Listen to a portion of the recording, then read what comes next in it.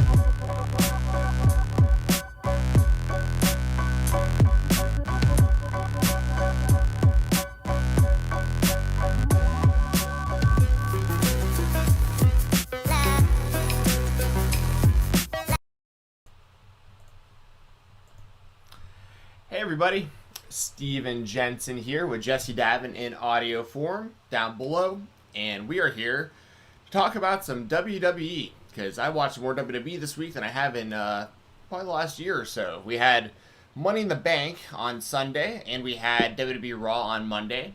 Hope everyone's having a great day. Before we get into all that, Jessi, how you doing? Doing all right, doing all right. Got a little diva here who just tried to kill her sister's, what is it called, Hatchimal? I don't know what that is. It's a toy. If you have kids, you'll know what a Hatchimal, like is a little thing that pops out of like the ground. Well, it's like, yeah. Well, it came out of an egg that you like rub, and I don't know. It's weird. But she's trying to eat it, and she's kind of a little bit frustrated. She's sitting up, so. But other than that, doing good, doing good.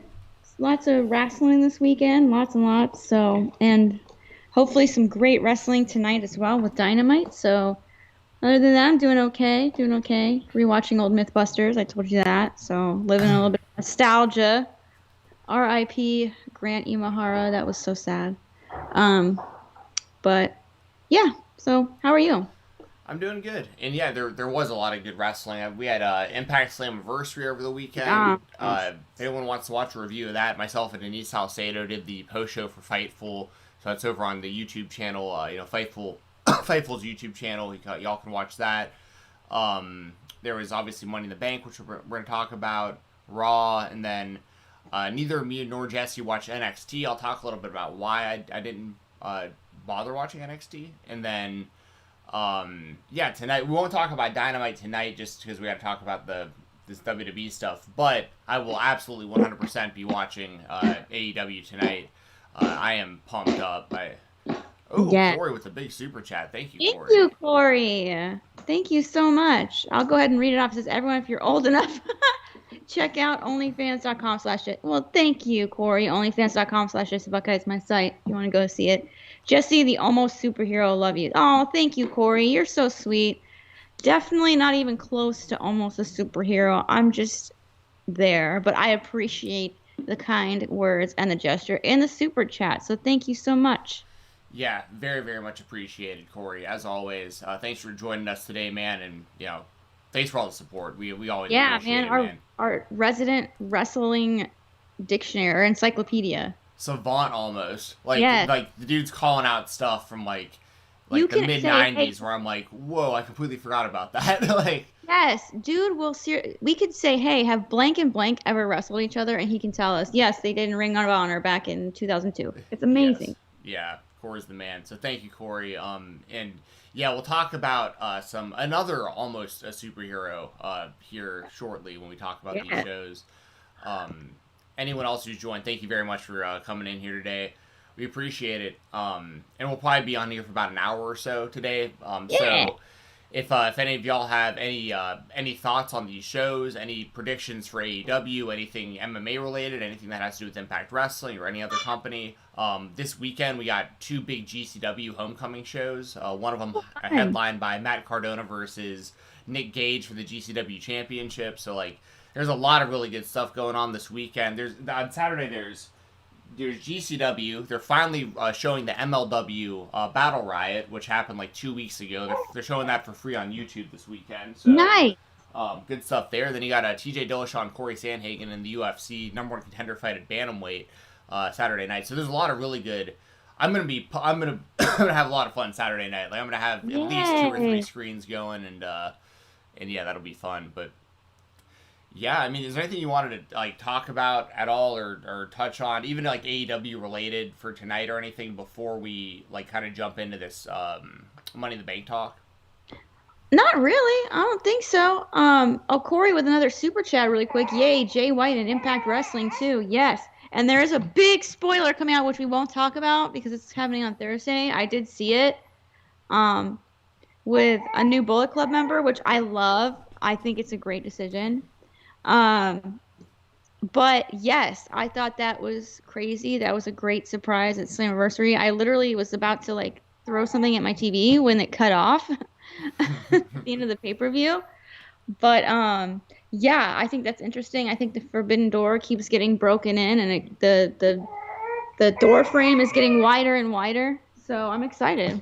Yes, 100%. And I know what you're talking about with the new Bullet Club member. Refrain from spoilers in the chat about that, y'all, if you don't mind. But I will be giving the full spoilers on the weekend or on Sunday. So I'll give it a second to kind of marinate. People who want to find out will find out. And then this Sunday on the Fightful Select Weekender podcast, I'll do a full run through of my thoughts on the spoilers from Impact's tapings from this past week. So thank you again, Corey, for that. And yeah, it was great to see Jay White in Impact.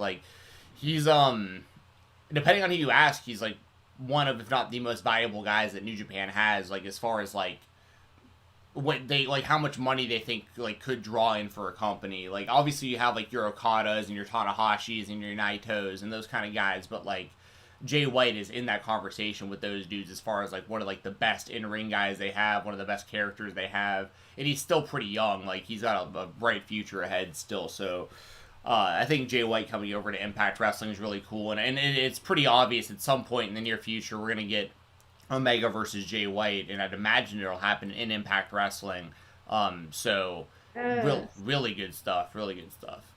They have the history there, too, with Jay White beating Kenny for the U.S. title a few years ago. That's right. I forgot. It says, Jordan says, don't be a dick like the guy who initially spoiled it. Now, I don't know who you're referring to, but, there's obviously there's gonna be like websites where it's their jobs to like put those spoilers up. You know what I mean, Jordan? So like, Yeah. but But I did see that someone, like a regular, I think a regular fan on Twitter had posted the picture that was going around on those sites. oh, okay, yeah, So yeah, I see what you're saying there. Yeah, yeah. So yeah, social media, it's just tough. If you go to it's these shows, uh, it's hard to avoid it. Like I remember, it was a big problem with the last season of Lucha Underground because somebody yeah, went to that show and like spoiled. You had to sign a non-disclosure to go to those shows. Like, you had to actually sign something saying you would not say anything about what happened on the show, and then someone did anyways, and it mm, pretty much ruined their entire season. I've had to sign those a couple times myself for shows that I've gone to that people knew I was either like with Fightful or like whatever for whatever reason. Like I've been pulled aside before at like small shows and had to hmm sign something like, hey, don't talk about this until it actually comes out, kind of stuff. Um, I'm surprised they didn't make me sign one of those at the AEW taping when Brody Lee won the championship. yeah, I'm so yeah. Some they it's funny because it's like one of those things where if I was a company, I probably would want to do that to like Yeah. ensure, but it's also kind of like a pain in the ass also to like have to get everyone to do that, and then you're just hoping that that no, because that's the thing too is like, Someone could randomly just guess. well, or I mean, you could go to the show, you could sign that non-disclosure, and then you could still go like it wouldn't legally speaking you'd be violating the agreement, but like if you were to like if I wasn't at the show, for instance, and you went there and then you told me all the results, and then I went to Fightful and reported them, Yeah. like they wouldn't know. They would have no. I mean, people might know we know each other, but the point is, like, it only takes a couple people separated from who went there to still just go out there and put all the results out there. Then you're not really gonna get. You're not gonna know it was you. You know what I mean? Yeah, that's definitely a really good point. The NDA is kind of hit Yeah. and miss. It's kind of Yeah. just like it's a formal paper handshake, really. Yes. One Corey also mentions, I think journalists also try to seek them out 100%. I mean, Dave Meltzer, every show that's taped, you can see him tweeting like, "Hey, this is the email address to send the spoilers to if you went to the show live," and all this stuff. I mean, it's 100% part of the job for the wrestling journalist. But as a fan, like I would avoid all spoilers if I didn't like. Part of what I'm getting paid for on the Weekender is to give out spoilers if we have them. So like the only reason I'm reading spoilers for any shows is because I have to read them into a microphone, so I'm gonna wind up reading them anyways. You know what I mean? Like, I can't. Yeah. It's unavoidable for me. But like, if I wasn't in that position, I'd be pissed off anytime I saw a spoiler because it's like, but we're also living in this age where like, I said this about MLW, and this is the last thing I'll say before we like jump into Money in the Bank here, but like, for MLW, they had their big. I mean, at this point of the year, their biggest show of the year for sure, Battle Riot, and that was taped on like the 10th or something of this month, give or take the day, something around that time. It was probably the 11th because that was a Sunday, maybe the 10th because it was a Saturday. I can't. It was like a week or so ago, and the reason I bring this up is because we're living in this world now where like even if you don't want spoilers, but if you're on social media, like you're still probably gonna see spoilers. Like Yeah. somebody's gonna put something online and then it's gonna wind up getting shared and stuff. We're not living in this age, and then this also goes to my point about Impact Wrestling. There's people who actually think that and there's been reports too by like credible sources saying that like Impact Wrestling's Slammiversary, they purposely went off air like where it seemed like they had screwed up the timing. Yeah, I think they did it on purpose. Right. Well, that's at least what they're saying. But my point with that is like people are like, well, yeah, it's a great idea because then it generates all this interest for people to watch on Thursday. And I'm like, no, it doesn't. Like, No, it doesn't. there's Sean interest. Staff will just tell us what happened, and Exactly. Like if you're on the internet, you're gonna find out immediately what happened.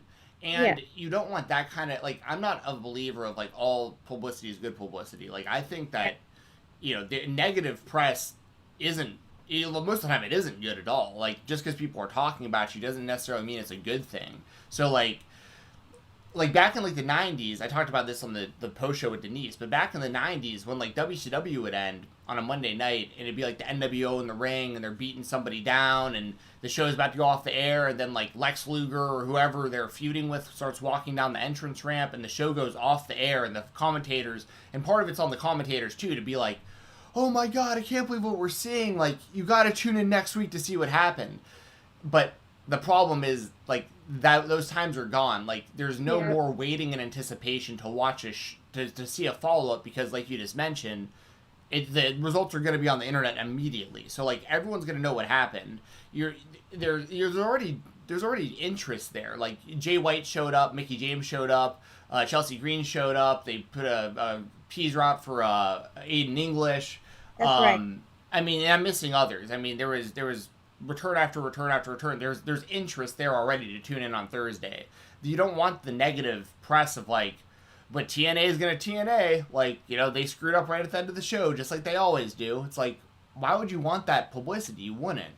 So, I just think it's a bad idea. If they did do that on purpose, I think it was dumb. And especially because the commentary didn't translate it. The commentary got cut off. Like, they were trying to say something and it just cut to black. It felt panicked. Like, It felt like, it did feel like it just got cut off. And if it was meant to do that, they did a damn good job.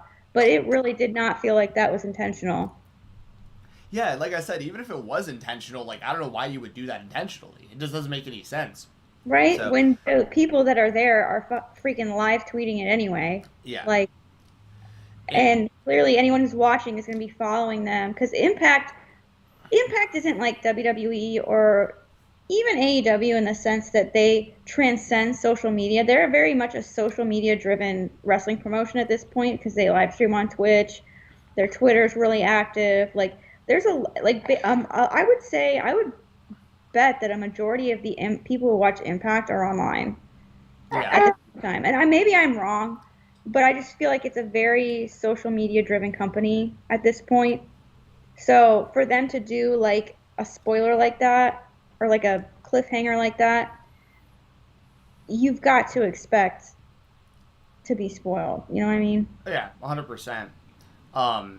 And, you know, the one thing I think people could say is, like, well, Steven, but you're talking about it. Like, that's the whole point. And it's like, but I'm only bringing it up because I just didn't think it made any sense. That's the only reason I'm bringing that part of it up. The rest of the show I thought was great. I gave the whole show overall, like, a 7.8 out of 10, which is, like, a really high score for me for, like, a non-AEW show. So, yeah, I mean, Impact, good stuff. I mean, I'll be watching every Thursday anyway. If y'all want to join us, twitch.tv/FightfulGaming. I'm on there every Thursday with Joel Pearl, and we usually have guests on there with us. Deshaun Turner with a super chat that says Peacock is ass. Yo, let's talk about that. Let's get into it. Oh, and then Corey, thank you for what you do, Steven. Honestly, bro, much respect to you. Yes, Steven, respect. And thank you so much, Deshaun. Thank you. Yes, thank you, Deshaun. So yeah, that's a good segue, Deshaun. Thank you. We'll just slide right into Peacock programming. So we had WWE Money in the Bank. It was this Sunday. Overall, I thought it was a pretty good show. The resurgence or the reemergence of fans helps tremendously with these shows. Jessi, I guess before we get into the match by match, like, how did you feel overall about the show, and I guess kind of the return of fans and kind of the energy of the show and all that stuff? I had a lot of fun with the pay-per-view. I would say that some of the finishes, a majority of the finishes, I thought were kind of questionable and didn't really like, or a few of them, I would say. But it didn't really, because it was such like a monumental show, and because it was such a big deal that fans were back, and just the passion that the crowd had. I really feel that kind of suspended my like disdain for a little bit with those finishes. And I had a lot of fun. I thought it was a really fun show. I thought that the wrestling was really good, save for like the women's Money in the Bank. Yep. I thought that could have used some love, but I really thought like the I mean, we'll get into it more, but I think the women's championship match, the Raw women's championship match, really exceeded my expectations. The men's Money in the Bank match, we'll get into the Peacock thing, but didn't see most of it. But I got to see the most important part, which was the end. I had a lot of fun. I thought it was a really fun show. Obviously, the ending was a huge deal. It Yeah. was kind of great. There's a lot of like buzzworthy moments on this show, and I had fun. I really enjoyed it. I thought it was fun. Questionable booking, yes, but I was able to let that go a little bit for this sole time. So it starts off with a pre-show match that I I don't think I caught much of the pre-show, but we had the Usos defeating Mysterio. Well, the Usos over the Mysterios to win the SmackDown Tag Team titles. Most of what I saw as far as like the response to this was a lot of people obviously were like, "What the hell? Dude just got a DUI like last week, and now he's being rewarded with the tag team titles." Did you kind of feel the same way, or like I don't have too much of an opinion on it at this point because like it's just we talked about it a lot a couple weeks ago, Yeah. so it's like y'all already know my opinion of like I'm not supporting people who go out and drive. I mean, I'm not saying I'm not going to support Jimmy Uso like forever because of it. I'm just saying like drunk driving is a terrible mistake and something people should not be doing, and he has a history of doing it, and like that does scare me and I don't like that. But Yeah. but that all being said, like did you think this was a good match? Do you like let me put it this way: if the DUI thing had not happened, like, would you have any issue with this as far as like the Usos winning the titles and the match and all that stuff? You know what I mean? Yeah, I know what you mean, and I would agree with that. I would say yes to that. I would say I definitely had personal problems aside, this result would have been great. This match was really good. There was a "This is awesome" chant in the middle of a pre-show match, which tells me that shouldn't have been on the pre-show. It was really, really, really good. I did appreciate, well, obviously we'll get into it, but in the final match of the night, there was a callback to this match, which was beautifully done. I love when that happens. Um, it was a really fun match, really hard-hitting match. Really, really, really, really good. Didn't really see anything wrong with it. It was a perfect match to like open up the show, basically. I know it's a pre-show, but it was basically an opener. You know, first match in front of this full sold-out crowd, full capacity, pay-per-view. It was really fun, but I know we've talked about it a lot and we've kind of gone over it, and it's a really sensitive topic, and I just want to preface it by saying I don't know like personally what's going on and privately, so I don't want to speak too much on it, but I do kind of have a problem with um the Usos winning the tag team championships after a DUI arrest. And the reason I have like a big deal problem with it more now so than I would have probably before Monday, was it Monday? Is because Roman Reigns freaking low key mentioned Joked it. about it, kind of, yeah. Yeah. He joked about it, so like it's in canon, I guess. It's like it's kayfabe now. His DUI is kayfabe, which really rubs me the wrong way. Like I said, and I need to preface this with my personal experience with drunk driving. I've never obviously drunk driven or been a victim of a drunk driving accident, but someone that I know and am close to drove drunk with an almost similar blood alcohol level to Jimmy Uso and killed his passenger and was in the ICU for 3 months and lost his aunt and his father while he was in a coma and spent 4 years in prison. So, yeah, I don't think it's funny at all. I don't think it's something to be joking about at all. And I don't think it should be rewarded. But like I said, I don't know what the situation is behind the scenes and what's going on behind the scenes. So, um, it does rub me the wrong way, but the match itself, if we're just gonna let go of that for a little bit, was really fun. Yeah, I mean, you pretty much all my thoughts. I mean, like I don't. It's just just one of those things. This is what it is. Like they're gonna incorporate it into the story somehow. It seems like, and I don't think that's a great idea. But at the same time, I mean, like if I'm being fair about it, I mean they've made stories out of people's. I mean, I say being fair. I'm not saying this is right. I'm just saying the WWE has a history of similar things where like Yeah. they've you know in WCW did too. It isn't like exclusive to only the WWE. Like there's been stories throughout history of like when Scott Hall was like a drunk on WCW when he actually had alcohol problems. Like he was like on screen drunk, but like was an actual alcoholic behind the scenes. They had that thing with Hawk, Road Warrior Hawk, where he did like the whole like suicide type thing off the Titantron and all that stuff. And they obviously Jeff Hardy over the years has had his issues, and they've incorporated that into storylines in the past and stuff. And once Like again, recently too, for the 2020 WrestleMania, I believe. for Jeff Hardy. for. Oh yeah, His- probably. I mean, like, yeah, they seem to go back to that like fairly often with him, in multiple companies. I mean, like, he's had the redemption stories in Impact and WWE multiple times, and the whole thing with like him and CM Punk, like the Straight Edge Society and all that, which is another reason why I think like this is completely off topic, but if CM Punk comes to AEW, like if he actually does sign with AEW to do anything like in the near future, I think he needs to come out, get that massive babyface pop in Chicago, and then like on Dynamite on Wednesday, he's got to turn heel hard and go after Hangman for being a drunk. Like I think that would be the best story they could do with CM Punk. Like this dude like going after a dude who's like glorifying being an alcoholic basically, and he's straight edge, and like I think it'd be awesome. But that said, that was the pre-show match, and it sounds. I mean, it seems like it was a good match. I am a little.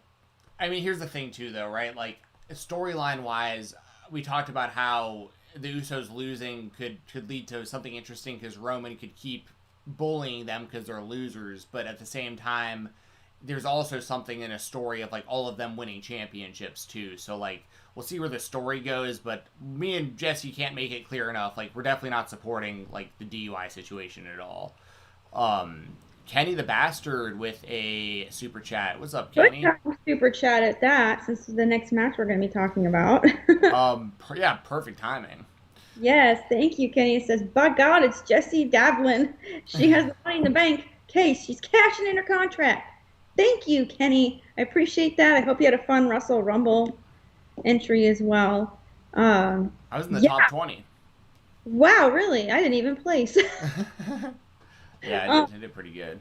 You were up there, but yeah. Thank you so much for the super chat. Really appreciate it. Yeah, I mean, you know what? Honestly, I don't think I could beat the luck that Nikki Ash had on her victory here. Yeah, let's talk about that. So, and thank you, Kenny, for the super chat. And what's up, Throwback? See you in the chat as well. Yeah, I thought this match wasn't good. This Money in the Bank, the women's Money in the Bank match. We had Nikki Ash winning the briefcase over Alexa Bliss, Asuka, Liv Morgan, Naomi, Natalya, Tamina, and Zelina Vega. I mean, there's definitely talent in the match. I just don't think the match came off well. And I think it would have been. I know that they wouldn't do this, but I think it would have been hilarious if right at the beginning of the match when Alexa was like trying to use her powers to just like take the briefcase, like right when the match started, if that would have worked, that would have been the funniest thing in the world to me. I said the same thing. That would have been the best. Just like 5-second long ladder match where she just teleports the briefcase into her hand on like a string, you know what I mean, or something. Yeah, me and my husband said the exact same thing. We said, wouldn't it be fun if she like Jedi mind tricked the suitcase down? That was the end of the match. But I know you already mentioned, like, you didn't think this match was too great either. I think that was the general consensus online. It just, for whatever reason, it just didn't mesh very well, and a lot of the spots were kind of botched. I just don't think it was a very good match. But Nikki Ash won the title, and we'll talk about, you know, what came of that in a little bit. But kind of any other thoughts on this match and, you know, Nikki winning and all that stuff? Well, so the baby clearly has a lot to say about that. Yeah, the match sucked. Yeah, it was not good. I felt like there were too many like bold personalities in the match that were trying to shine through, and it just didn't work. You had Alexa Bliss, like, for one, they would not take the camera off of her during the beginning. Like in everyone's entrance, it's like let's get another shot of Lil Miss Bliss and the spooky ooky girl, like standing there. I mean, she's great. She's a fantastic actress. Don't get me wrong. She does the gimmick perfectly. But it was like, we get it. We get it. She's standing there. Ooh. Oh my God, she's on the middle rope. How did she do that? But it felt like, you know, you had this story of like Liv Morgan, who really wanted her redemption. You have Naomi, who's kind of like the one who really wants it, who's been out there. You have Natalya and Tamina for some reason that are just kind of there. The whole Alexa Bliss thing with the creepy, ooky, spooky magic. Who else was in the match? Well, I mean, Nikki Ash, obviously, and she pulled it off. But Zelina Vega, who just came back.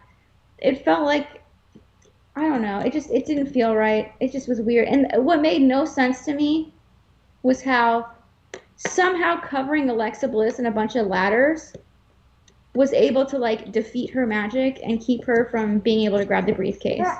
Yeah. Like somehow a bunch of ladders is the way to stop Ookie Spooky magic.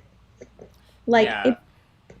it makes no sense to me. I honestly think it would have been better because her and Nikki Cross have a history together as a team, that there was like some like still a little bit of the old Alexa Bliss left. Like she's not completely hypnotized by, I don't know, the Fiend, I guess, anymore. Like, so she still has an ounce of sympathy in her for Nikki Cross, and that's why she let her win. I think that would have been better than just covering her in ladders. But what do I know? So, yeah. I mean, it was fine. Congrats to Nikki Ash. I'm just shocked they're just going all the way in with this gimmick so quickly. Yeah, Deshaun mentioned also in the chat that she almost ate it off. She did like the crossbody off the ladder into the ring, but like almost didn't make it into the ring. Like that was almost really bad. Yeah. Yeah. The Corey with another super chat. Thank you very much, Corey. He says, take care, Jessi, Steven, Savannah, and everyone. I will talk later on OnlyFans, baby Jessi. Have fun, everyone. Good night. Thank you for joining us, Corey. We really do appreciate it. Corey. Yeah, we can move on from that match. We'll talk about Nikki again here in just a minute. We're not going to do like a full-on review of Raw, I don't think, but like we'll talk about the bigger things that happen. After that, we had AJ Styles and Omos retaining the Raw Tag Team Championships over the Viking Raiders. I mean, I definitely like what they're doing with AJ and Omos. I've talked about that a lot. The little bit of WWE I've watched over this last year. And I love knowing that Kevin Nash is, like, helping Omos. Like, that makes all the sense in the world. Like, he's one of the best big men wrestlers there's ever been as far as, like, getting over and staying over and, like, working kind of that slower style. He's helping him? Yeah, Nash said he'd been going to the PC to help Omos. That's awesome. And now with the virus, like, kind of slowing down, or things getting back to normal and all, I think that he'll be helping him a lot going forward, which, I mean, makes once again, I've said it a trillion times, I mean, AJ Styles and Omos is the modern-day Shawn Michaels and Diesel, and, like, you have access to both Shawn Michaels and Diesel, and the current day Shawn Michaels is basically AJ Styles, so it's like, everyone that you would want to make this the best it could possibly be are all right there. Like, you have Shawn Michaels at the PC, you have Kevin Nash going to the PC, you have Nash helping Omos, you have AJ helping Omos, you have Shawn helping everybody, and he was the original guy helping Diesel when they did all of this together years ago, so it's like, it all makes sense. Viking Raiders are solid, but I just don't think anybody expected them to beat AJ and Omos, and they continue to make Omos look completely unbeatable, which is, like, the whole point. I don't think the guy's taken one bump yet since being on the show, and that's a good thing. Like, he should be super protected, in my opinion. So, how did you feel about AJ and Omos retaining the tag team titles? The certified right move, if I say so myself. I really do enjoy the way they work together.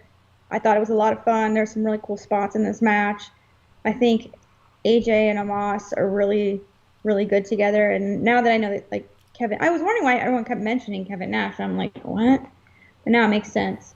I thought it was fun. I thought it was a really good match. It's the right choice to retain the championships. And, yeah, I don't really have much other to say other than that. It was really fun. Yeah. And, yeah, I'm looking forward to the future. I mean, with those guys, I hope they slow burn this whole thing. Yes. The one thing that's very questionable to me, though, is, like, and I actually heard Brian Alvarez talking about this the other day, too. And I was like, thank you for saying this, because I thought it was going crazy. Like, AJ and Omos are clearly baby faces. Like, the crowd cheers for them. It's the big man, little man, traditional type of tag team that would normally always be baby faces. Like, it makes no sense why they're bad guys. I don't get that. But I don't get that either. They're awesome together, so. Yeah. So anyways, but yeah, I mean, outside of just the confusion with that kind of stuff, I thought this was all fine. After that, we had Bobby Lashley retaining the WWE Championship over Kofi Kingston in a squash match. Just beat the hell out of him. Got him to submit to I guess he technically passed out, but put him in the Hurt Lock. What did you think about this with Lashley retaining and basically just squashing Kofi? It kind of makes sense a little bit. because Bobby Lashley, obviously, spoiler, is going to be facing Goldberg. Um, but at the expense of Kofi Kingston, I don't like it. Um, I just really like Kofi Kingston. I thought it would have been fun for him to win, but obviously they're clearly booking Bobby Lashley as this unbeatable, absolute force to be reckoned with. And I'm glad they haven't like fully split him and MVP up. I'm glad it's just like tension. But yeah, this was definitely a shocker for me. But hey, I mean, regardless, I guess the result would have been the same. So I mean, poor Kofi, but I mean, you've got if you're looking at like the New Day, you know, you've got Big E that won the Money in the Bank, so I guess that kind of cancels it out. I don't know. Yeah, I mean, I really didn't have a problem with it. Like, I'm fine with them making Lashley as like unbeatable as possible. But I mean, Kofi. It just sucks that it was Kofi Yeah, specifically because we saw what happened with his. You know, he had a great title run, but then the way it got ended by Brock, that's all anyone really seems to talk about. And then this, so like, I do feel for Kofi, but like, if it was pretty much anyone else, like, I would have no problem at all with like true. Bobby just squashing somebody because, like you mentioned, I mean, it's all to set up. It's all to set up Goldberg. So we might as well, since we're not gonna do like our thing like or like a Raw. Like we'll go back to Nikki Ash here in a Yeah. second. But like since you brought it up, we might as well just. It makes more sense just to bring this up now. So yeah, they're gonna do Goldberg versus Lashley. On a scale of like 1 to 10, how excited are you to see Goldberg versus Lashley in 2021? 0. 0, yeah. I don't care, and I hate the argument that people make about AEW fans being excited about Sting, but mad about Goldberg. Number one, I don't know why we're mentioning AEW. This has nothing to do with AEW. Stop making that argument because it automatically invalidates your argument about WWE, which is the company we should be discussing. Number two, Sting didn't just show up and say, and go up to Kenny Omega and say, I'm next. I want that chance. I'm the number one contender. I just show up when I want to. Sting is literally helping Darby Allin and like getting him over. And I mean, he doesn't really need the help, but he's like almost like a coach. You know what I mean? If Goldberg was coming in and saying like, I don't know, maybe helping Big E, you know, be like super intimidating, I would love it. Are you kidding me? That would be amazing. Obviously, it wouldn't work because Goldberg's dynamic, but I'm not excited for it. I'm not excited for it, but it makes sense if you watch the New Day podcast where Big E said the only match that he wants is against Goldberg, and he's been saying that. He's like, I'm not a long match guy. I'm not a spot fest wrestler. He's like big meaty men slapping meat. He wants Goldberg. So I mean, I guess the seeds have been planted for his dream match, but still, Goldberg. He goes in, he gives himself a concussion, he does like a few moves, and that's it. And that's always been what he's done. And it was cool when he was like a lot younger, like we discussed last week. It was cool then, but now he's like not even there. He's not even doing anything. He's not involved in anything. He just shows up, inhales some smoke, blows it out, makes it look cool, walks in the ring and says, I'm next in his face, and then like goes away. It's like, okay. Okay, what about like the tons of other people that deserve a spot? But whatever. Yeah, yeah. So basically, like, so from my perspective, right? Like, I grew up in Atlanta. I Jewish. Like, Goldberg checks every box for like being like my hero as a kid, right? Like, I mean, like it was literally up to that point in my life, every like Jewish character I had seen was like very like stereotypical Jew, or like they were like a lawyer on a show, or like you know what I mean. It was like it wasn't like there were very few like big badass Jewish dudes like for me to look up to as a kid, like especially in wrestling. Like I had Barry Horowitz was like the resident Jewish wrestler, and he was a total jobber. Like, you know, there are other Jewish people that I found out were Jewish later on. Like, I think Raven is and stuff. So they're like, but it was one of those things where Goldberg, it's like, that's a Jewish name, right? Goldberg. I mean, it was like, this dude was like a hero for someone like me. And once again, being in Atlanta, and him, being a former Falcons player, and like, this is also the era where like I'm super into baseball, and like Mark McGwire and Goldberg are hanging out like during like the home run race, and Goldberg's got the big monster truck, the big Gravedigger monster truck, and all this, and like I'm and WCW is my company. I mean, like, I lifelong diehard WCW fan to this day. Like, if someone wants to watch WCW right now, I'll watch it with them. Like, I love that company. I always will. But I don't want to see Goldberg anymore. And like that, like, if I don't want to see this guy anymore, I can only imagine what it feels like for people who never liked him. Like, I don't know who this is for at this point. Like, I genuinely believe that Goldberg's gonna be like a ticket mover. And honestly, you know what? Like, I'm sure he doesn't in the grand scheme of things, like, the fan reaction doesn't really matter that much, because at the end of the day he's making so much money that he can just laugh in our faces. But I don't think like it's fair for him to like, and I'm sure, like I said, he doesn't care, but it's like, come on, man, you're setting him up to be like just booed out the building, man. Yeah, for sure. And Kogan mentioned Randy Savage was Jewish. I believe he was actually as well. But yeah, he's gonna get booed 100%. Lashley's he's gonna get cheered over him, and the last time we saw Goldberg, he got beat clean by Drew McIntyre. So like, I don't know how that makes you number one contender for anything coming off a loss like that, and then especially if you're losing to the dude who kept losing to the champion recently, and then there was one other thing with I was gonna mention that you brought up. What was it? Just lost it. But yeah, there was something else I was going to bring up with the match and the booking of this. And it probably didn't matter too much, to be honest. But yeah, who knows? Who knows what we'll get out of all this? Yeah, I don't know. If I think of what I was going to say, I'll bring it back up. But I just don't know who this is for. Like, I mean, I don't really want to see it anymore. I don't think the current day fans want to see it. And it's really an overall bigger problem that we don't have to get super into. But like, when it comes to all these returns and stuff, at the end of the day, the reason they're doing this is because, and it's amazing to even say this, but it's the truth. Like, Bill Goldberg is still a bigger star and a bigger, more recognizable name than anybody that the WWE has on a regular basis. And that's the conundrum, isn't it? That's kind of the...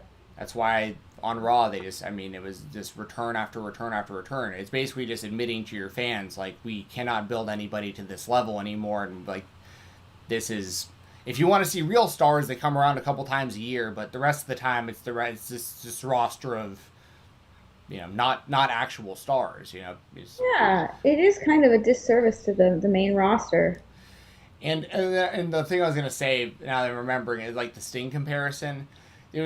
There's so many differences between Goldberg and Sting. Like, Sting was always like a great wrestler, like in the ring, or at least objectively speaking, he was much better than Goldberg. Like, I think everyone would admit that.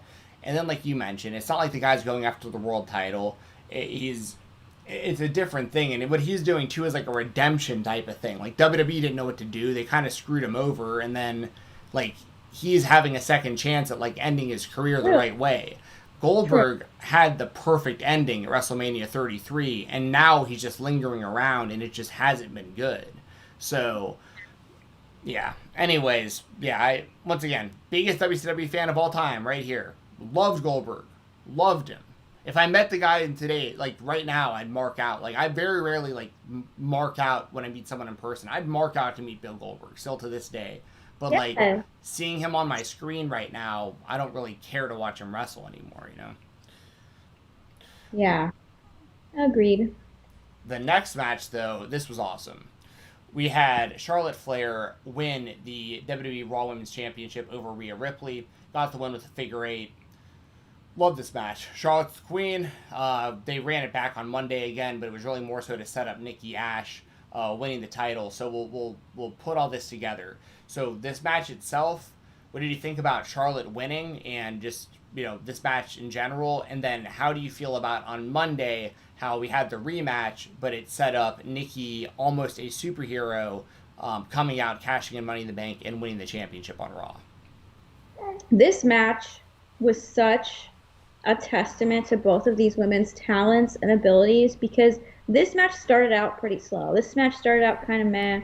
This match started out kind of stale. We had the crowd chanting, "We want Becky," for a lot of this, and then obviously Charlotte gave the whole crowd the finger, which was great, and the match really picked up and just went nonstop. This match was so fun that by the end of it, the crowd was chanting, "This is awesome." And to flip a crowd like that, especially a really hot crowd, who really, it was all about the fans this time, let's just be real, is really absolutely incredible. I think this was my favorite match of the night by far. I really enjoyed it. It made sense that Charlotte was going to win. Why the hell would you have her challenge for it 15 times to not to keep losing? It made sense. Kind of sucks for Rhea Ripley, but I think she'll be okay. And then obviously it set up Nikki Ash on Monday, cashing in, which was interesting because it was a DQ finish, which was just crap. But then obviously they kind of redeemed that with the cash in. But regarding this match on the pay-per-view, I thought it was great. Charlotte, like you said, is the queen. The woman puts on an incredible match. Shout out to Rhea Ripley, who drastically has improved with Charlotte since they started feuding. Like, their first match was meh. They had some really, really bad misses on Raw. And this match was just hit after hit after hit, and I really, really enjoyed it. I thought they both did a great job. I think Rhea Ripley still looks pretty good at the end of this one. It was her best match on the main roster, and I had a lot of fun with it. Yeah, I totally agree. This was really good. For my money, I think Charlotte's the best overall female that WWE has. Now, I understand the argument for others. Like, I know, like, I'm not gonna like argue against like Sasha and Becky and Bayley and like even like Asuka, or even, you know, some people will say like Io Shirai and stuff. Like, I mean, they got a lot of great women's talent in the WWE. Overall they have the best collection of women's talent amongst their four brands of any company, easily, in my opinion. But to me, Charlotte stands above all of them. I think I love her athleticism. I love her bloodline being a part, like carrying on the Flair legacy, and I love that she's always a perennial threat to the championship. Like, no matter at any point, she could always win the title. She's always a threat to that championship, and it keeps her credible at all times. So, and she's very, very good in the ring. Like, those moonsaults she hits are beautiful. Like, I mean, she's very, very, very impressive in my opinion. Rhea, I think, is very good as well, but like, I think Charlotte just kind of is just on a different level than almost anybody, if I'm being honest. So I like seeing her win the championship. And then the next night, I mean, that's fine. Nikki, almost a superhero. Like, congratulations. I mean, I don't have anything against Nikki. I just, you know, I'm not going to be watching Raw weekly, you know what I mean? So, like, I watched it this past week just to see, like, kind of the fallout from Money in the Bank and see kind of, and I figured there was going to be a bunch of surprises and stuff, but, like, I will not be watching again this Monday. So, like, I won't be around to see the Nikki Ash title run unless she keeps the title through a pay-per-view, because I'll watch, you know, SummerSlam. But like, but yeah, I mean, I know there's a lot of fans that are very happy to see Nikki succeed. So I mean, I'm, you know, I once again, nothing against her. It's just, I mean, if it's up to me, Charlotte would still be the champion. But you know, Money in the Bank cash in, no story either. I'm sure there was fans that were probably like, oh, so we don't even get like a Nikki story with the briefcase. It's just, that's it, and then she'll probably just lose it in a couple weeks, and we'll just kind of forget it ever even happened, probably. So, yeah. After that, we had Big E defeating Drew McIntyre, John Morrison, Kevin Owens, Nakamura, Ricochet, Riddle, and Rollins to win the men's Money in the Bank ladder match. Unfortunately, I had a lot of Peacock issues during this one, and I really couldn't see much of it. From what I saw, it looked pretty good, and I think that Big E winning was the right call. It seems like everybody agrees there. Like, everyone wanted it, and WWE gave it to us. So how do you feel about the match itself and Big E being Mr. Money in the Bank, and who do you think he cashes in on ultimately? Yeah, this, like, obviously, I think the majority, I think pretty much literally everybody who has Peacock was having issues here, which is a freaking huge problem, not only for WWE, but for NBC, because the Olympics are coming up, like, what, Friday? I think they even start today. So you're going to be having a lot of issues, Peacock, if that's, like, what you're going to be doing. It was absolutely unacceptable for a bajillion-dollar company like that to be running a crappy ass streaming service like that. And apparently they went to the international feed because the Peacock feed was the one that was bad, so they went to the international feed on Peacock, and that's why we all had to restart, Hmm. which is just atrocious and really dumb, and they really need to fix that. So like you, I didn't get to see anybody's entrance. I didn't get to see half the match. I came in on like a table being broken, I think. But yeah, from what I saw, really enjoyed it. Lots of fun. All these guys work great together. I was pretty pissed off at Peacock the entire time, so I was really only catching the end. So when Big E brought down the briefcase, I thought that was the best moment. That was probably like the most wholesome moment for me on the show. I really was happy with that. That definitely made my night. That was definitely the right choice. Really excited to see him kind of get, he helped Dolph Ziggler when Dolph Ziggler cashed in, and now he gets his turn with the briefcase. So I hope he gets the same monstrous pop that Dolph Ziggler got when he cashed in against somebody. Cashed it against, he wanted it over Del Rio, I'm pretty sure. Yes, somebody who is irrelevant. And yeah, so I am just really happy to see where this. Why are you trying to bite me? Really happy to see where this goes. I'm really excited for Big E. He deserves it. Champa Bay. He's from Champa Bay. There you go. Mm-hmm. Yeah, I forgot about Ziggler having that with him. Like, it was him and AJ Lee were, like, a little group there for a little while. With Ziggler, Big E, and AJ. Yeah, I mean, I'm happy to see Big E get the briefcase. I'm just as happy as anyone else about it. George Hook, interesting comment. He mentions that none of them matched Britt Baker. I'm assuming you're talking about the women that I was talking about. I was talking specifically WWE. I'm obviously a huge Britt Baker fan. I love AEW. But he says a WWE fan who won't watch Raw. That mentality fascinates me. My thing is this, like, I watch a lot of wrestling a week. A lot. Like, yeah, name the company, I probably watch it. And name the company, and it's probably better than Raw. And that's kind of where I'm at with it. Like, if I'm going to watch, I'm already watching a lot of wrestling. And for me to sit down and watch another 3 hours of a show that's been consistently bad for years, that's why I don't watch Raw. It isn't that I don't want to watch wrestling. As a matter of fact, I tend to watch AEW Elevation on Mondays instead of Raw. So, like, that's just where I'm at with it. He also says Peacock is a prime example of what WWE thinks about its fans. It's a money grab. It's all a money grab. They don't care about you. Well, it depends on what age you are. They care about you if you're a child or a child's parent. But they don't. If you're me, they don't care. Like, we're the ones actually, like, paying $10 a month for Peacock, and they don't care at all what they're giving us. They already have our money. After that, we had Roman Reigns retaining the WWE Universal Championship over Edge. I thought this match was really, really good. Went over a half hour long. Yeah, I mean, Roman's the man. For the only positive I could really say about, I shouldn't say only, but one of the main positives that comes to mind when I think about the WWE over the last year or so, I mean, I will not say one bad thing about Roman Reigns in this story, in this push. Like, I love him as the head of the table, the tribal chief. He's having good matches. He's telling good stories. He's a great heel. I love Heyman with them. I love the whole Bloodline stable. Like, this is all good stuff. Edge, one of my favorite all-time wrestlers, especially in, like, the early 2000s. Like, when he was feuding with Cena and Jeff Hardy and that kind of stuff. Like, I was very, very, very big into Edge. I still got, like, Rated R Superstar merchandise around here somewhere from back in the day. I loved his feud with Mick Foley. I think it was WrestleMania 21 or 22 when they had the street fight, which was, like, one of my favorite WrestleMania matches ever. Love Edge. So, like, I loved everything about all this. Thought it was great. And then after the match, we had the return of John Cena to set up Roman Reigns versus John Cena at SummerSlam, which kind of goes back to my point of same thing with Goldberg and some of these others. Like, now granted, Cena gets the biggest pop of anybody on the whole show by far. Like, by far. He's definitely the biggest star that's available right now for them. But that's just kind of part of the problem. Is like Roman's the closest thing they have to Cena at the moment, and it's like Cena.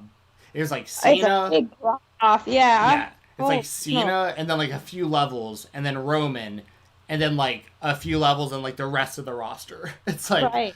um, but uh, but yeah. Anyways, what do you think about the main event with Roman retaining the title over Edge, and then of course your thoughts on the return of John Cena? Forgive the baby if she's whining. I think she needs a diaper change. But I thought this match was really, really, really, really good. Hey, come here. Like I said earlier in the pre-show match, there was like a callback. You know what? This was a very like the formula of this match, and this may be just like way off, but I felt like the formula of this match was very AEW. Like it was fast paced. It was a lot of fun. There were some fantastic near falls. It felt very fast, and then you had like the added element of the support systems for each respective wrestler come out and try to defend them, but it didn't work. Right. You were alluding to that with the Mysterios and the Usos earlier in the show. Yep. Usos coming out. It felt very AEW to me, but it really worked, and I really think that Edge and Roman Reigns brought the best in each other. It was like spear versus spear. They did a lot. Edge needs to be careful with his damn neck. There were a couple times there where I was like, oh my god. But all in all, this was fantastic. This was a super fun main event, and I think we both talked about it. Where I think, I don't know, I'm pretty sure we did, where we both said we know Roman Reigns is going to win, but it would be really cool if WWE made me think for just a moment that Edge could win, and there were quite a few times where I thought that could happen. So it was really, really, really fun, and obviously then you have the big newsworthy, the big headline maker with John Cena coming back at the end to a freaking thunderous pop. Not one boo in the house. It was incredible. Really closed the show on a fun note. Was the right choice to have Roman Reigns win. Have Cena return. That's really cool too. So yeah, I thought this was really, really fun. Really, really, really enjoyed this match. Yes, I'm gonna let you do your thing on your end. Yeah, I thought this match was great. Like you mentioned. And then just to kind of wrap up here before we get out of here, you know, we had, I'm going to let Jessi, I know she's a little busy on her side, so I'm looking at the chat as well right now. Hogan says, controversial opinion, this main event didn't quite work for me. That's personal opinion, man. Nothing wrong with that. If this wasn't your jam, for WWE, I think it's about as good as you're going to get. But then you have some stuff that I really want to see y'all's thoughts about in the chat on this. So on Monday, I don't have the whole thing pulled up, but you know, obviously John Cena came out and kicked the show off, and that was, you know, the place went nuts for him, which, as they should. Like, John Cena, I will always be a fan of John Cena. Like, I was super critical of him in the early 2000s because I was a giant Smart Mark wrestling dirt sheet fan. But once Cena did kind of his, like, U.S. Championship Open Challenge era, I really turned the corner on him. Yeah, like I really became a big fan, and ever since then, I've had nothing but respect. And I always respected him as a person. Like, you'll never hear me say a bad word about John Cena. This dude, this dude who's granted more Make-A-Wishes than anyone in history. I mean, like, I mean, the guy literally gave his life to us for years. He was the only time that guy was sleeping for years was on airplanes, and that was when he wasn't like learning Mandarin like on flights. I mean, like, this dude just nonstop going, and doing it for the fans, doing it for the kids. I mean, love John Cena, so it's good to see him back. You know, he got a huge, massive pop. They did that thing with like him and Riddle kind of like handing it off afterwards, which was really awkward, but that just is what it is. You can tell the WWE is obviously very, very high on Riddle because they're definitely using him a lot now. And then you had, I'm building towards the big thing I want to talk about. I'm just trying to think if there's anything else. We had Keith Lee. He came back and lost to Lashley in like 5 minutes clean. See what happens there going forward. That wasn't really the return I think most people expected. Yeah, that was, well, I mean, are we talking about Karrion Kross yet? That's what I'm building towards. I'm trying to think if there's anything else. So there was Cena, there was Keith, there was the superhero cash-in, which we've already talked about. Let me know in the chat, y'all. Is there anyone else we're missing outside of Karrion Kross? Because that's the big thing I wanted to talk about before we get out of here. Quickly, did you see what just dropped on Fightful Select? We No. talked to him earlier about a CM Punk. Okay, I'm gonna look right now. Let's see. Fightful Select. Okay. I'm going to try to make sure I don't accidentally pull this up on the screen. Yep.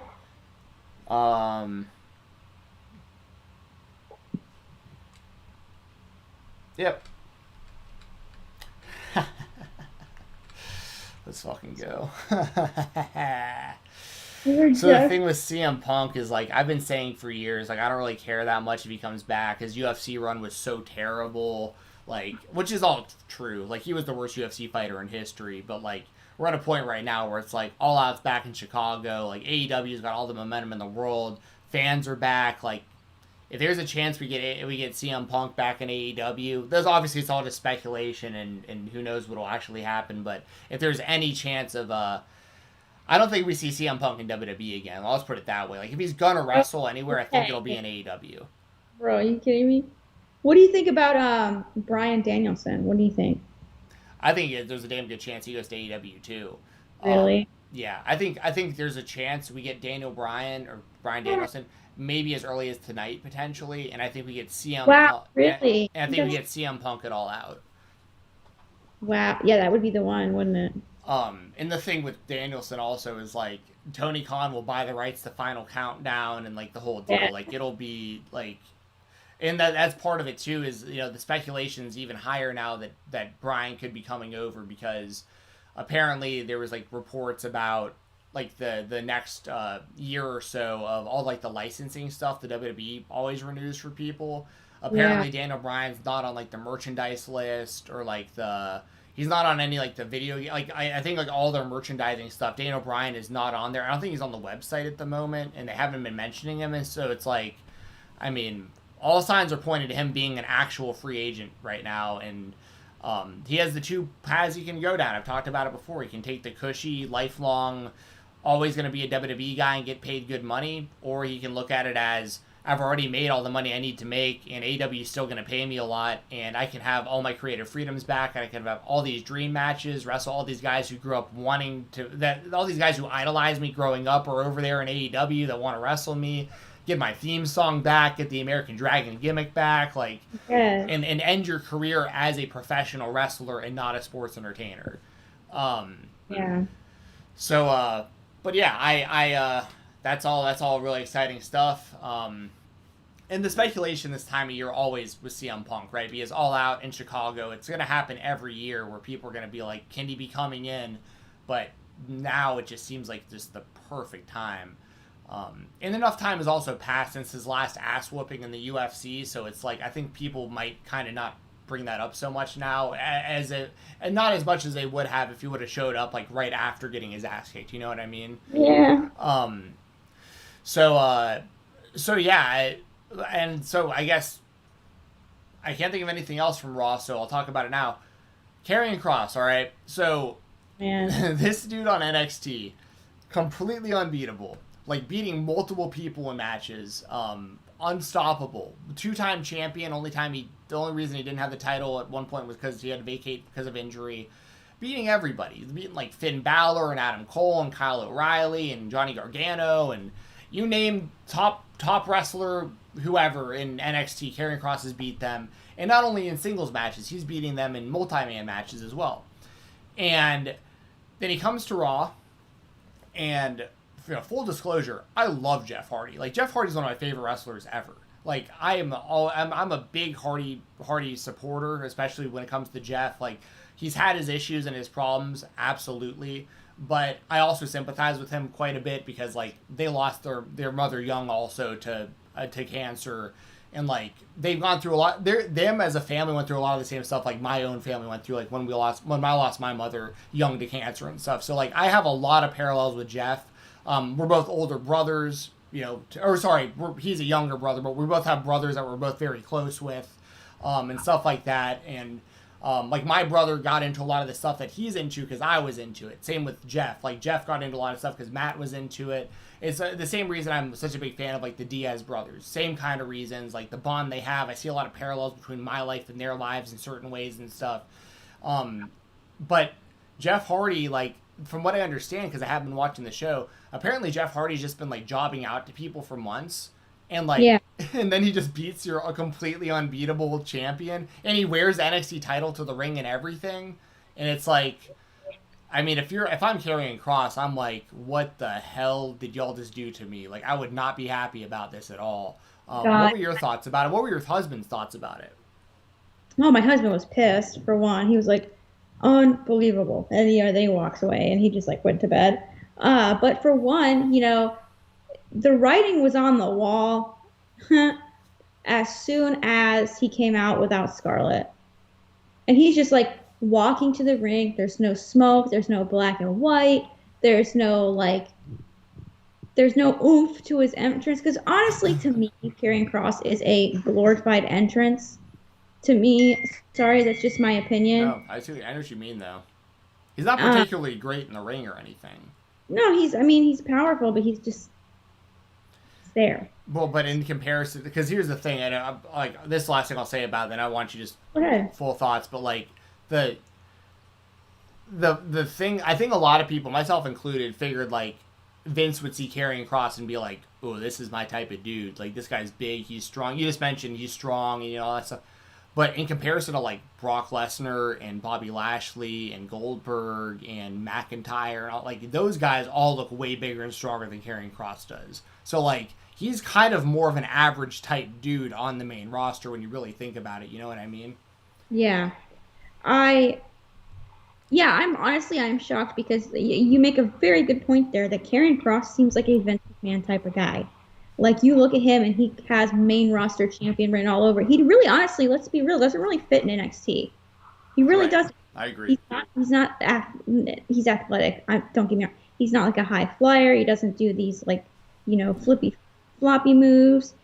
He's very, like, meticulous and big guy wrestling. He's not your typical NXT guy, which is why it's shocking he's still on NXT. But it felt like a walk of shame when he was walking out with his entrance. Yeah. So, like, fell flat. Nobody cared. Nobody cheered. Nobody booed. No, everyone was just apathetic. He walks out there, has a match with Jeff Hardy, who everyone's really excited because he got his old theme back. And, he gets rolled up on a schoolboy. Was it a schoolboy? It was like a powerbomb in the corner, and Hardy kind of like... Oh, it was a roll-up. Kind of. Yeah, he like stacked him. Yeah.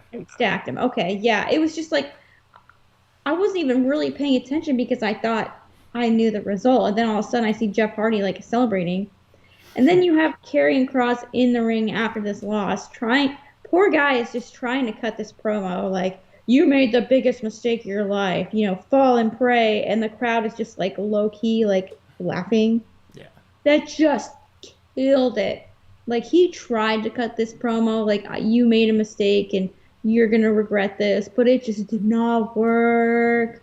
And it just, to me personally, made NXT just look foolish. Just foolish. And then combined with that, you have Charlotte, who all of a sudden has 2 of her championships, which happen to be the NXT championships taken away, so allegedly, supposedly. Like, did you hear about that? Well, like, they're not counting him towards, like, her They're not counting him. Yeah, because apparently NXT doesn't count. And I wouldn't count him either, if I'm being honest. But yeah, I know what you mean. But because they're counting the Divas title still. But yeah, that's true. But it felt like a joke. But, I mean, then there's another... And then I did see a counterpoint to that on Twitter that said, had Jeff Hardy lost, people would be like, man, Jeff Hardy, all he does is job people out. I say that he was putting over a young and up-and-coming wrestler. It's a story of a veteran putting over an up-and-coming wrestler, not getting jobbed out in this case, But yeah, this was atrocious. I had a huge problem with this. This was one of those things. This was one of the questionable booking decisions. Like, this Raw, if it didn't have the fans, would have totally been like ass. Other than the cash in, like, and the Cena promo at the beginning, like the opening and the close, like the front and the two ends of the book, the front end and the back end, were really good, but all the fluff in between was just blah. It was just What? not raw to me. Yeah, one and all those surprises wouldn't have happened if there wasn't fans. You know what I mean? Like, so it's like they're just leaning on so much of it being like the big pop that like the big returning superstar is going to get from the crowd, but that's gonna that's a very very short term fix and just creates an even bigger long term problem. Like, so like okay, so the ratings might pop like a couple weeks maybe. People will talk about the WWE for a couple weeks maybe, but at if SummerSlam comes and goes, and granted, like you have some cool stories, right? Like the Cena and Roman thing, like Cena's going for a championship number 17, which is the record breaking one. So like there's the chance he might actually get that, and stuff like that. But come SummerSlam, I'm assuming the night after SummerSlam, no more Cena, no more Goldberg, no more a lot of this stuff, and it's going to be back on them to try to create something that people actually care about watching. DeAndre mentions in the chat, a source said that Vince said it was a message to NXT. Now, so I'll be totally transparent with that. Like, I don't think Vince cares at all about what's going on in NXT. I don't think he cares about that company whatsoever.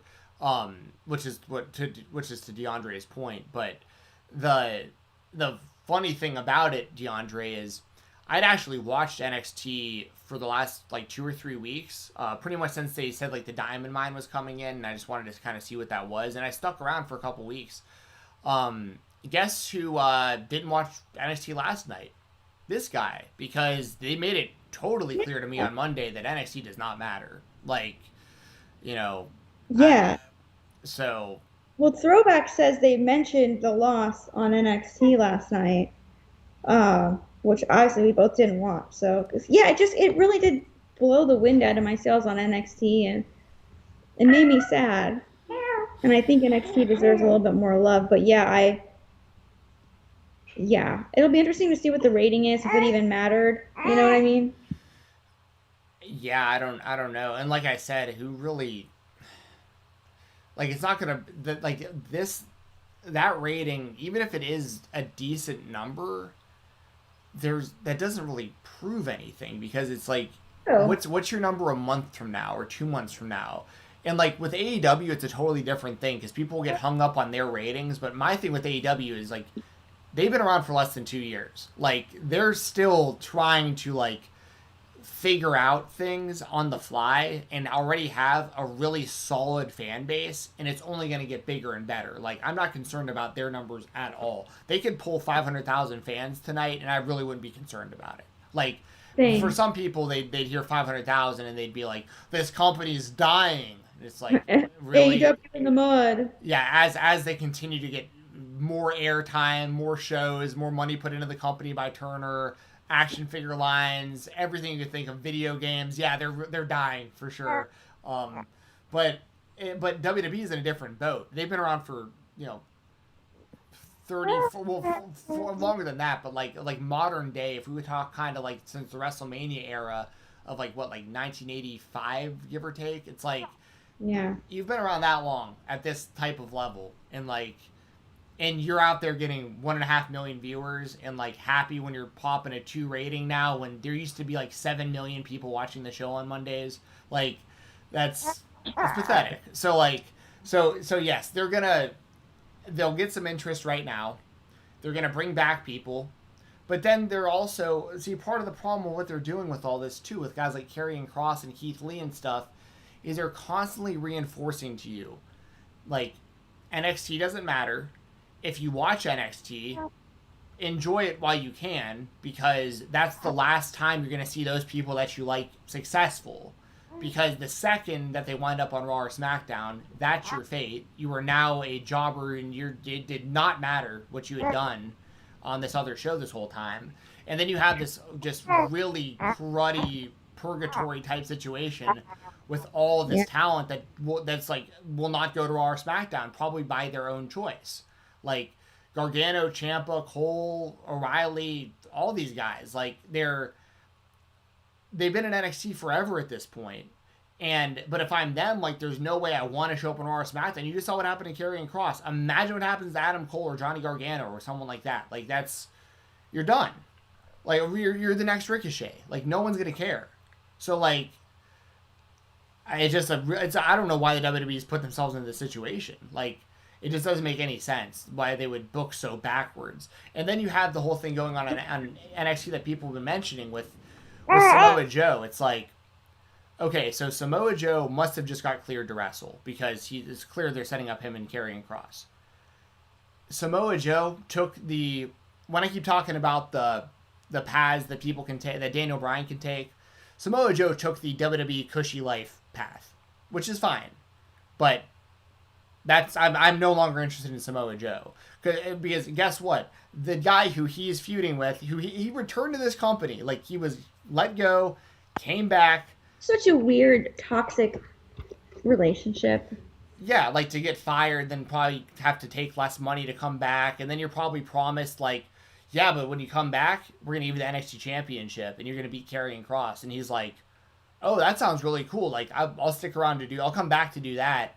But right before that happens, the dude loses to Jeff Hardy in, like, 2 minutes on Raw. So, like, now you being back and you beating this guy doesn't mean nearly as much. Not even close. So, right. Like, agreed. Just dumb. The whole thing's dumb. And once again, I love Jeff Hardy. Like, none of this is against Jeff Hardy. Like, I'm always down to see a Jeff Hardy win. And I like Jeff Hardy significantly more than I like Karrion Kross. Like, it's not even close. But booking-wise, it just doesn't make any sense for them to do what they did, unless they're just trying to reaffirm to the fans that NXT just doesn't matter. Which, I don't know why you would do that when it's your own company.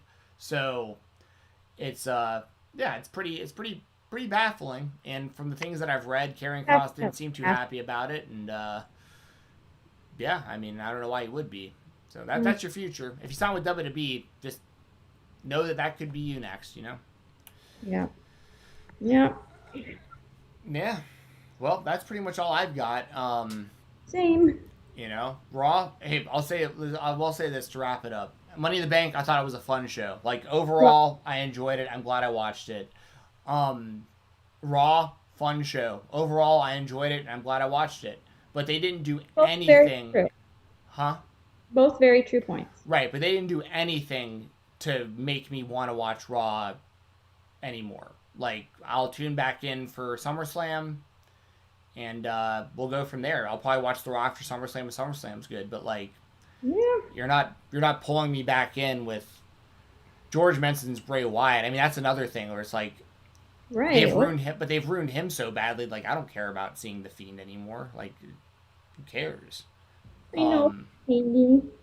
So, anyways, that's that, y'all. That's probably the last time we hear me talk about WWE for a minute, unless something, like, really cool happens. You know, like I always say, I'm not telling people not to watch Raw. Like, if you like Raw, watch it.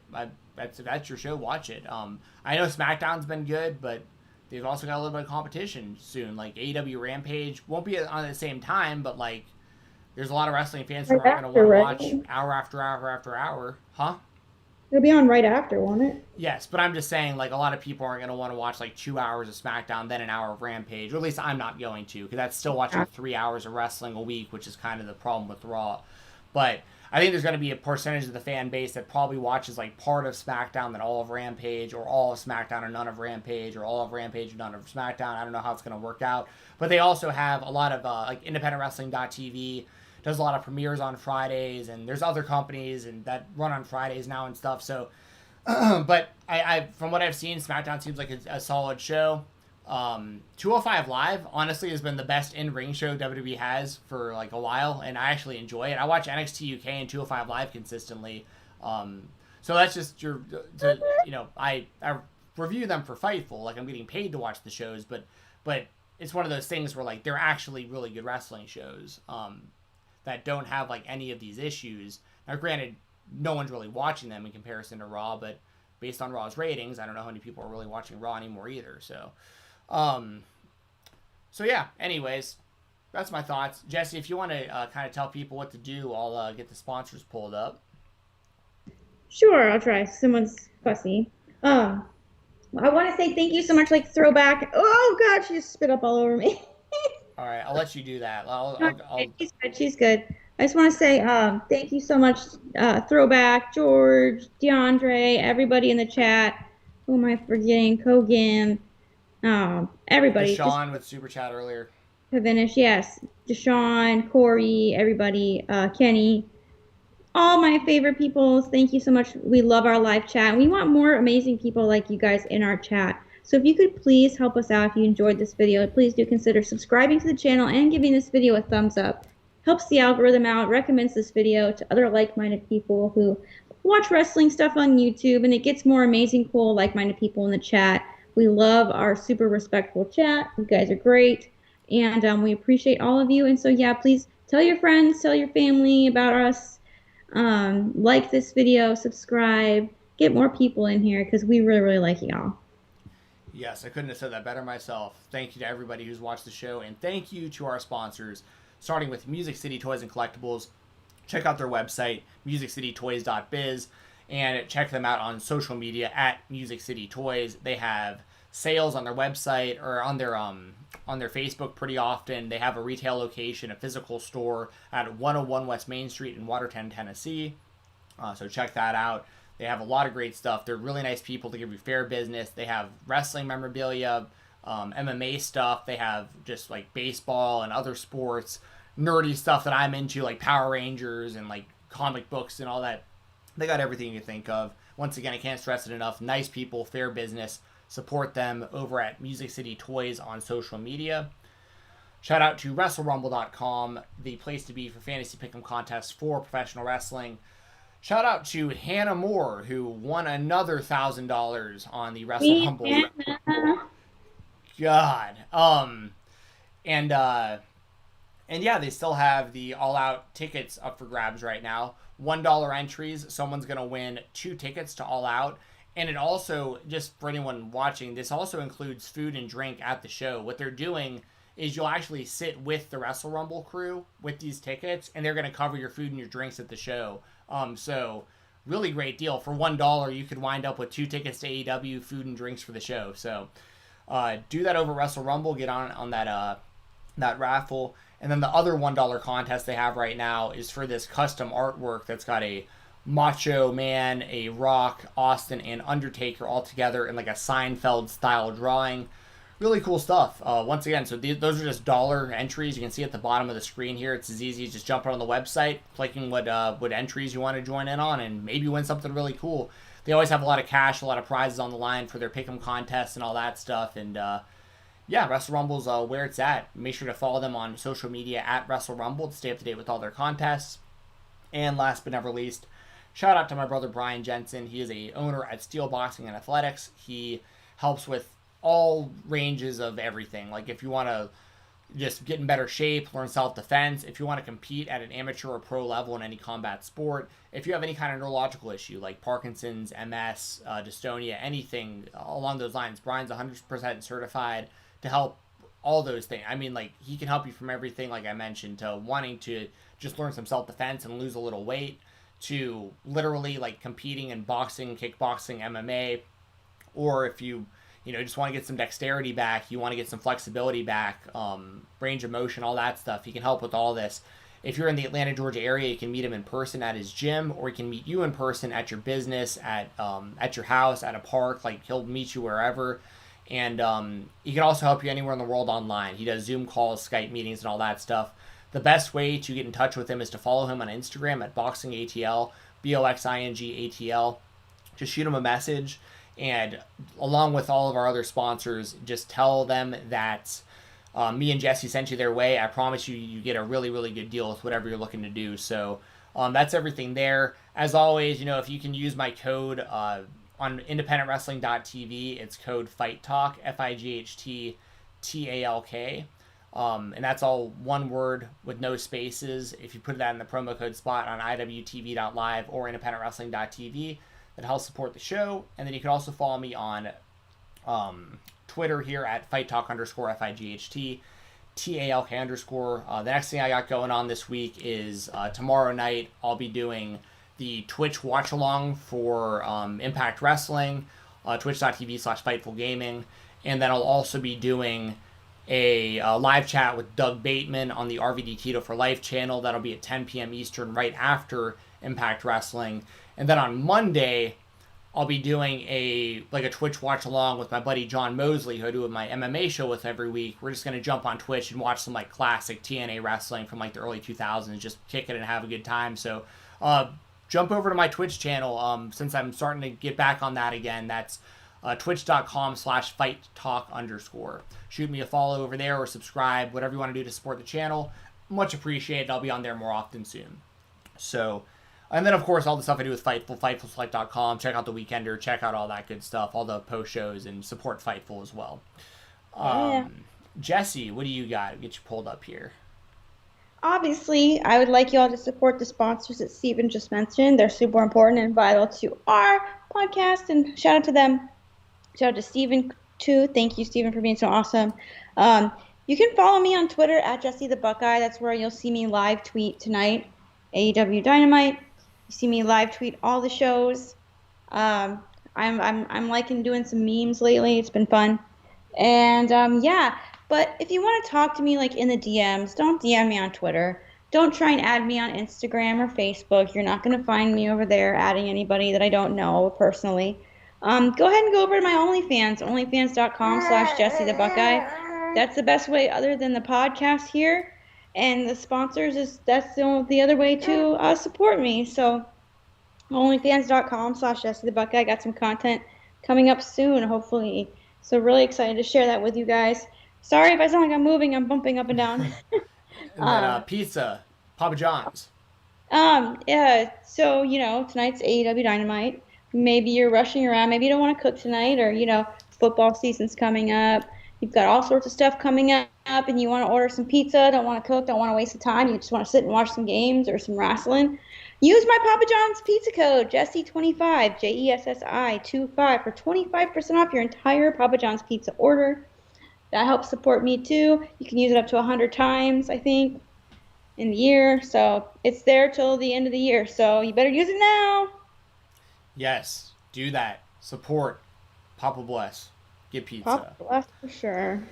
So I'm about to get ready to go hit some golf balls with my dad, then go hit Dave and Buster's for my weekly pounding over there, and then we'll and by pounding I mean I hit this machine over and over and over and over again right in front of these employees. And then I'm gonna watch some AEW. So I'm looking forward to the rest of my day. Jessi, anything left before we sign off? Nope. I hope everyone enjoys AEW Dynamite tonight if you're watching it. If not, I hope you have a wonderful night. So yeah. Yes. For Jessi, I'm Steven. We'll be back might be back as early as Saturday. Yeah, I can actually do Saturday this I think I week can too. So hey, we'll plan on being here Saturday morning, y'all. Make sure you're subscribed to the channel to get notified. Make sure you're following both of us on Twitter, because we'll always keep you in the loop. But yeah, we'll probably do Saturday sometime early afternoonish. We'll let you know on the time later this week just to confirm. But for Jessi, I'm Steven. We'll see you this Saturday. Have a good one.